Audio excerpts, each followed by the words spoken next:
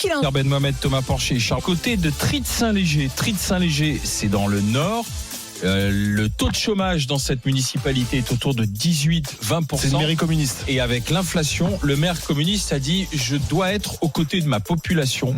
C'est moi le premier magistrat de la ville qui sait le mieux ce dont ont besoin mes habitants. » Et la mairie a décidé d'y aller d'un chèque de 100 €, 2 fois 50 € pour le carburant. Sans condition de ressources. Ou pour les courses de première C'est bien nécessité, sans condition de ressources. Alors voilà, Kauter a dit, tiens, c'est bien. Bravo Ben monsieur le maire. Charles est déjà en train de demander une bouteille Parce que vous êtes d'oxygène. toujours en train de dire- Quant à Thomas, il regarde les chiffres, Non, combien mais ça coûte, voilà. il a Vous sorti êtes sa calculette. Voilà. Et c'est au 32-16 que ça se passe. Public. RMC jusqu'à midi. Les grandes gueules. C'est RMC Story, les grandes gueules, avec aujourd'hui un trio composé de Thomas Porcher, professeur d'économie. Nous sommes avec l'avocat Charles Consigny et Kauter Ben Mohamed, la présidente de l'association Marseille en colère. Un maire qui offre un chèque anti-inflation, ça mérite qu'on en parle dans les GG non, et surtout ça mérite qu'on en parle avec vous au 32-16. RMC, les grandes gueules. L'argent ne sert pas à paraître, l'argent sert à faire de l'argent. Fais-leur penser qu'ils sont les mêmes. Pas connu ça, là. Moi, elle est moins connue. Une chanson très poétique. Nous sommes à Trides-Saint-Léger dans le Nord où le maire communiste a décidé d'aider ses administrés. Avec pas moins de 2 chèques pour une valeur totale de 100 € pour payer les factures énergétiques. Et ça sera pour tous les habitants sans condition de ressources.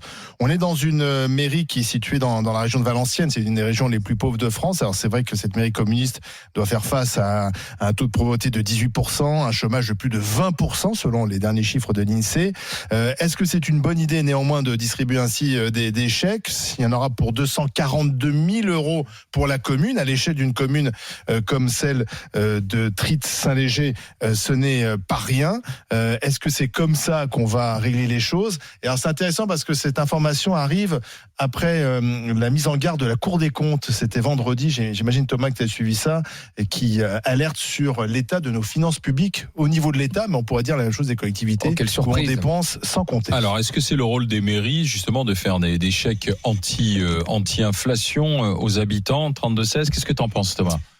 Écoute, c'est des élus locaux. Hein. Là, et s'ils ont une manne financière, alors je ne sais pas comment ils financent ça, mais s'ils estiment en tous les cas que c'est pas une perte, là on est sur une ville quand même pauvre. Alors ça reste un petit chèque. Hein, Il y a chèque, 2420 foyers. Voilà, donc c'est une Oui, mais petite enfin, à ville. l'échelle, 242 000 pour une petite ville, c'est beaucoup. Ouais, voilà, mais bon, s'il le fait, je pense que c'est que quelque part, il sait qu'il en a les moyens.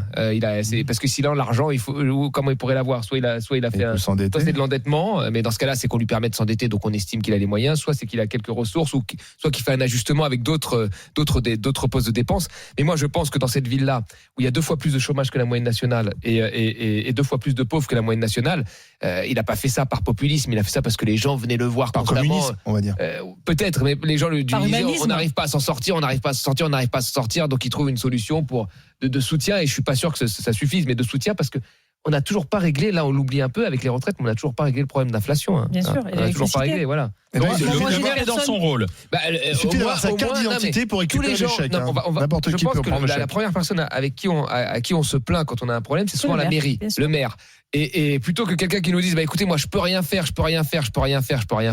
là il a pu faire quelque chose, c'est plutôt positif. Kauter. C'est pas de l'argent qu'il est parti chercher, parce que j'ai regardé plusieurs sujets, c'est des CAP. Donc c'est des chèques qui existent déjà, qui sont déjà utilisés, notamment pour, en général, aider les familles les plus modestes, notamment pour acheter des livres, pour accéder à la culture ou payer des activités sportives. C'est souvent utilisé par le conseil départemental, en tout cas à Marseille, qui les distribue aux collégiens les plus modestes, on va dire, dont les parents sont les plus précaires. Donc moi, je ne pense pas qu'ils se soient endettés. Je pense que c'est un refléchage d'un argent qui était déjà disponible et qui a répondu à la réalité de la majorité de ses habitants. Et c'est plutôt bien, mon cher Olivier, parce qu'avant la pub, moi, je trouve que c'est plutôt bien qu'on les donne à tout le monde, parce que c'est compliqué pour tout le monde aujourd'hui, y compris pour les gens qui sont pas tout le au-dessus de... Non. On parle d'une ville qui est hyper... Il doit pas y avoir des très très riches. Voilà, il n'y a pas des très riches, il n'y a pas des salaires de 10 000 Est-ce euros, que à mon c'est pas avis. de l'argent perdu Et quand en on plus, distribue de franchement, l'argent à des gens qui n'en ont pas besoin? Je pense que, franchement, pour avoir gagné bien ma vie dans le passé, même si c'était pas 10 000 euros, quand tu gagnes bien ta vie, tu vas pas faire la queue pour acheter un chèque de 100 balles. Ok? Donc c'est vraiment les gens qui vont faire la queue, qui touchent à leur dignité, c'est des gens qui ont plus les moyens. Moi, j'accompagne des familles où l'électricité est passée de 50 euros à 189 euros mensuellement. C'est compliqué quand tu gagnes le SMIC. Ça, c'est que quand tu es dans un studio, c'est des étudiants. Mais les c'est pas familles. ça qui est remis en cause. Non, mais voilà. Et donc, pour aller taper au bureau du maire et prendre ce chèque, c'est que ça va pas bien en fait. Il faut pas croire que les gens qui sont riches et qui gagnent très très bien leur vie vont aller le chercher. Alors on prononce tri et pas trite, c'est ce que me dit notre ami nordiste Valérie Aubert, journaliste. Pardon. Désolé, J'ai Valérie. fait la sudiste, on dit tri mais Charles, avant de te donner la parole, Charles, complètement déconnecté. nous sommes Et avec pas qu'à Denain, ils ont fait la même chose, à Ville de Denain aussi. Madame l'adjointe au maire, Madame Christelle Chopin. Bonjour. Oui, bonjour. Bonjour. Alors donnez-nous la bonne prononciation de votre commune, qu'on évite les impairs, Donc, madame. Tri-Saint-Léger. Tri-Saint-Léger. D'accord. Tri-Saint-Léger, oui, c'est ça, Alors, exactement. Madame l'adjointe, qu'est-ce que c'est que ce chèque alors? Comment est-il financé? À qui s'adresse-t-il? Dites-nous tout. Alors, en fait, écoutez, vu l'inflation et le coût de l'énergie qui actuellement, Monsieur Dominique Savary, maire de Tri-Saint-Léger, et l'ensemble du conseil municipal, nous avons décidé d'octroyer un chèque d'énergie pour tous les habitants, enfin tous les foyers exactement, de Tri. C'est un chèque de 100 € et pour justement leur donner un petit coup de pouce pour les aider. Voilà. Comment vous financez? Comment vous financez ce coup de pouce? Est-ce que c'est un refléchage? C'est par, écoutez, nous avons un petit budget qui nous reste quand on ne s'en sert pas. Voilà. Donc en fait, ça nous permet justement de pouvoir aider nos habitants de Tri pour les aider dans cette. C'est de l'argent des impôts que vous redistribuez en fait. Comment? J'ai pas. C'est l'argent des impôts que vous redistribuez. Non, c'est une. Ça vient d'où? Je vais vous expliquer ça. C'est une. En fait, c'est un budget de fonctionnement qu'on met de côté. Voilà. Oui. Et Voilà. si quand on ne se sert pas de ce budget, ça nous permet de pouvoir aider quand on peut se permettre, bien sûr, d'aider nos administrés. Non, mais je veux dire, vous pourriez baisser les impôts, ça aiderait aussi les administrés. Écoutez, là, de toute façon, nous, dans la Tri-Saint-Léger, déjà, la taxe, nous la payons pas. Et puis, je pense que c'est déjà on paye déjà peut-être pas trop cher les taxes, tout ça, les impôts. Donc, je pense. Et c'est pour tout le monde ce chèque? Il n'y a pas eu d'augmentation d'impôts, donc en tout cas. C'est pour tout le monde le chèque, madame? Pour tout le monde, tous les foyers de Tri, oui, tous les habitants, les foyers, pardon. Plutôt les foyers. Et, voilà. Et c'est à partir de quand? Ça a déjà été distribué depuis la semaine dernière. Et combien de personnes sont venues les chercher? À peu près 2400 personnes. Enfin, il y a 2400 chèques qui ont été distribués. À peu près tout le monde, personnes quoi, en fait. Quasiment tout le monde, alors. Ouais, quasiment tout le monde. Ouais. Tous les foyers de Tri, oui, quasiment. Toi, Kauter, donc finalement, même ceux qui n'ont peut-être pas besoin sont venus chercher. Mais peut-être parce qu'ils ont tous besoin en aussi. condition de ressources, c'était pour tout le monde, exactement. Moi, ce que je veux insister et ce que je salue, Madame Chopin, c'est que pour habiter dans une grande ville qui est, excusez-moi, un peu mafieuse dans la gestion des comptes publics et dans la gestion tout court, quand il y a des excédents comme ça, c'est pour ça que j'ai dit que c'est un refléchage, parce que ça arrive souvent, en fait. Quand tu as un budget, mon cher Olivier, pour une action ou quand il te reste de l'argent, à Marseille, et ça j'en ai été témoin, en fait ils redistribuent à leurs adjoints, tu vois, pour se créer une cour, aux travailleurs de la mairie, etc. Pauvre, hein. Non mais t'as pas compris. Aussi. Quand il y a de l'argent, quand il reste de l'argent, il y a des gens, il y a des élus qui font le choix. Tu vois, de récompenser leurs cours qui portent leurs valises et qui collent les affiches, etc. etc. Ouais. Et tu as des gens qui sont normaux, qui, quand il reste une enveloppe d'argent public qui n'a pas été utilisée, décident d'aider les foyers qui en ont besoin. Une enveloppe quand même de 242 000 €. Oui, mais qui était là. Ouais, mais qui était là, voilà. Transparent. Elle était là, l'enveloppe. T'as raison, mais d'ailleurs. Ils vont en faire quoi? Attends, moi aussi. Moi, je vais aller dans les mairies, puis je vais voir s'il n'y a pas des enveloppes de 242 000 € qui C'est très malhonnête de faire passer des gens pour. Elles étaient là, les enveloppes. Écoute, moi, je veux bien. On peut. Je veux dire, l'histoire nous a montré ce que c'était. On peut le refaire. Hein. L'URSS, l'Allemagne de l'Est, les républiques soviétiques. On a le précédent historique. Donc, je veux dire, allons-y. C'est l'État qui doit prendre en charge les courses alimentaires, la fourniture d'énergie, l'emploi des gens, leur logement, leur sécurité, leur santé, leur école, la culture aussi, l'information. C'est bien sûr, c'est l'État qui doit tout faire. Pourquoi est-ce qu'on s'opposerait à ce beau projet? Je veux dire, on a tous besoin de manger, donc il faut que ce soit l'État qui fournisse les courses alimentaires. On a tous besoin de se chauffer, il faut que ce soit l'État qui paye. Même aux États-Unis, il y a l'aide alimentaire. Même aux États-unis, il y a l'aide alimentaire. Ça va en plus de l'aide alimentaire. Je vois pas au nom de quoi on s'opposerait à ce projet.